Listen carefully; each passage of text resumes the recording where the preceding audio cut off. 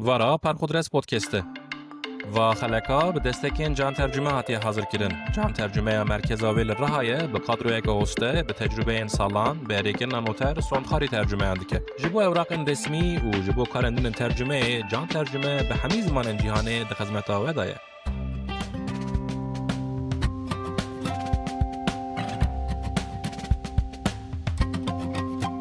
Tu kîlê Mockingbird Harper Lee ku romaneka li herê ladinê meşhûr e, bihara 2025 bi tercümeya Ekrem Koçbaşı bi kurmancî derket. Him ji ber ku Ekrem Koçbaşı ji hukukê hevalê min üniversiteyê bû û him jî ji ber ku min Tu kîlê Mockingbird ne bi orjinala wê ya bi îngilîzî ne jî bi Tirkiya wê ya nav Bülbülü öldürmek nexandibû, min bi merakeke mezin kurmanciya wê ya nav kuştina çîvikan xand.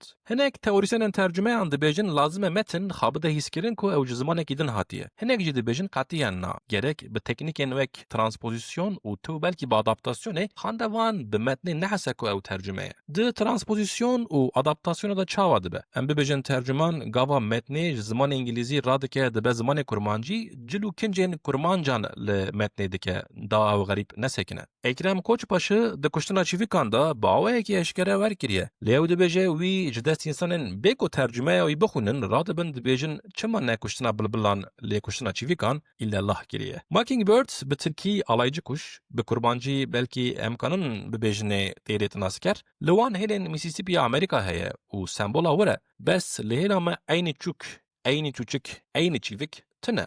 Li ser nebûna wê di Tirkî da li şûna Mockingbirdê Bülbül hatiye tercih kirin û Ekrem Koçbaşı jî terciha xwe daye ser çîvikê. De ez jî bi sewteka samîmî yeka xwe li Ekrem Koçbaşı bixim. Çima ne kuştina çûçikan lê kuştina çîvikan?